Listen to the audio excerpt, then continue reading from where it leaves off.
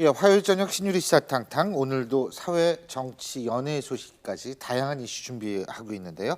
자, 함께해 주실 네 분 스튜디오에 모셨습니다.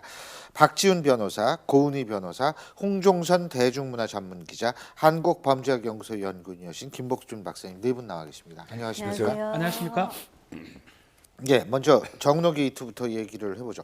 홍만표 변호사한테 적용된 혐의가 뭐죠? 그렇습니다. 네 가지가 적용이 되는데요. 크게 두 가지라고 보면 될 것 같습니다. 예. 지금 변호사법 위반이랑 뭐 특가법상 조세 포탈, 조세범처벌법 위반, 지방세 기법 위반인데 밑에 세 개는 세금 신고를 누락했는 거. 이른바 몰래 변론을 해가지고 세금 신고를 안 했던 부분이고요. 그게 한 30억 정도 된다 그러고 위에 변호사법 위반 부분은 어떤 명목 돈을 받고 누구한테 청탁을 명목으로 돈을 받았을 때 변호사법 위반이 됩니다. 예. 5억 정도 받았던 거, 그 부분만 지금 돼서 결국은 최초 우리가 지금 보도됐던 것들만 지금 기소가 돼 있는 그런 상황입니다.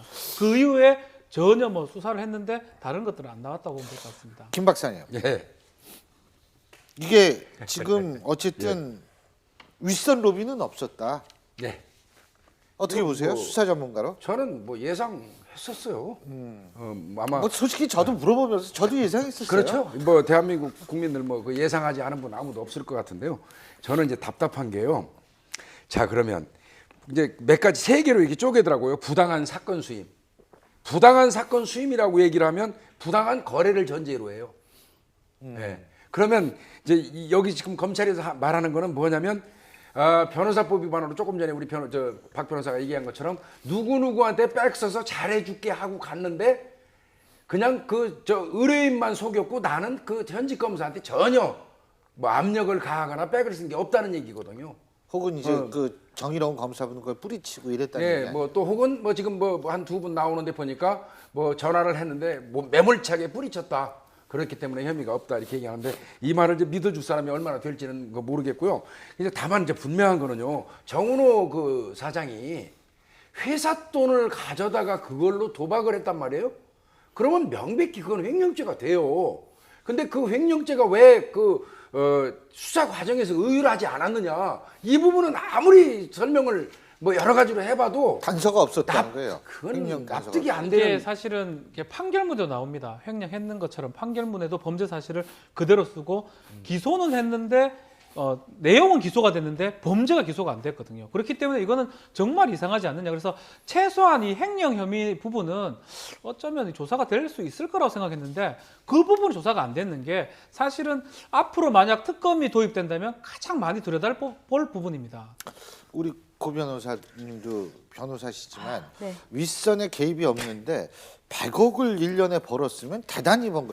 그렇습니다. 1년에 100억 정도 버세요? 그 생각 들고 나서 내가 지금 뭘 하고 있나 생각이 드는 인생이 거예요. 조금 왜냐하면 무상해질 수도 있죠. 인생에서 실패한 로비인데 변호사가 1년에 100억을 번다. 글쎄요. 유세 변호사들 그렇게 쉽지 않거든요. 게다가 요새 의뢰인들이 얼마나 똑똑하시냐면 아무 소문 없이 몇 천만 원, 몇 억, 심지어는 100원도 쉽게 쓰지가 않아요. 쉽게 말하면 이 사람 수임했는데 약발 있는 쉽게 말해서 끝발 있는 정관이다. 효과 있었다. 이 정도 사건이 돼야지 그 정도의 돈을 푸는 거거든요. 그래서 처음부터 이 사건이 처음에는 뭐 제대로 수사를 하겠다라고 했는데 결국 개인 비리로 끝이 났고 결국에는 정관 비리의 다른 쪽 양면은 현관의 일탈이잖아요. 그래서 현관의 일탈은 조금 더 없었다라고 선긋기를 하니까 더 의혹이 클 수밖에 없습니다. 그죠? 자, 김 박사님, 예. 제가 좀 여쭤보고 싶습니다. 몰래 변론만 62건이다. 이거는 이제 검찰 수사 결과예요. 예, 예. 근데 몰래 변론의 한 목적이 탈세 목적만으로 몰래 변론을 했다. 이거 아니에요? 지금 결론으로 본다면? 제가 다르게 틀리게 알고 있나요? 어떻습니까, 이게요? 뭐 이거 뻔한 얘긴데요. 제가 너무 곤란한 것만 여쭤보나? 예. 그냥 저는 이 얘기만 하겠습니다. 예. 전관예우라는 거는 거기에 딱 전제 조건이 뭐냐면 현관 이탈이에요.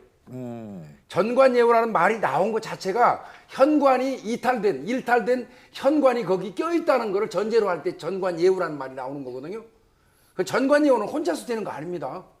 네. 그 예우를 해주는 사람은 현관일 수밖에 없어요. 예. 그런데 지금 우리가 전관예우는 계속 따지면서 현관은 없다? 그럼 뭐 그 100억 가지고 100억을 홍만표 검사장이 버는 동안에 현직은 전혀 그런 게 없었으니까 이건 전관예우 아니죠.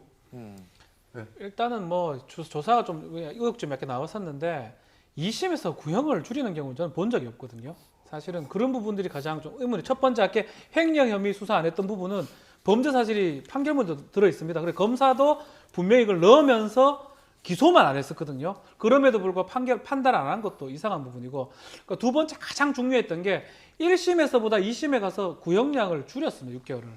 뭐 그런 경우는 특별한 경우가 저는 뭐 고변에서 본 적이 있는지 몰라요. 저희 형사 사건을 많이 하는 편인데도 그런 경우도 사실 조금 의문이고, 또 세 번째 적의 처리라는 부분입니다. 보석 청구를 하니까 적의 처리하라는 게 풀어주라는 거거든요. 뭔 뜻이요? 이게 재판부에서 이제 그게 보석을 어려운 말. 죄송합니다. 네, 거기 적당하게 처리하라는 뜻입니다. 그래서 검찰에게 의견을 묻습니다. 보석 청구를 하면 이제 정운호 측에서 보석 청구를 하니까 검찰에서 적의 처리하라, 적당하게 알아서 재판부에서 결정하시라고 하는 경우는 풀어주라는 것과 똑같습니다. 결국 그런 경우가 있다라는 게 자체가 뭔가 커넥션이 없고는 불가능한 일이 아니냐. 그다음에 저는 막 그런 의혹들이 있습니다. 하나 더 의문이 가는 게 틀림없이 모 차장 검사랑 한 뭐 두세 차례 만났다고 하고 전화 내용만 해도 한 20여 차례 있었다라는 내용까지 나왔잖아요. 그러면 당시에 전운호 사건이 이제 상습 도박과 횡령 배임이 있었는데 그게 결과적으로 어쨌든 뭐 횡령 배임 쪽에 아예 빠졌으니까 저 사람도 이유 없이 만난 거라는 건가? 이게 왜 실패했다라는 거지?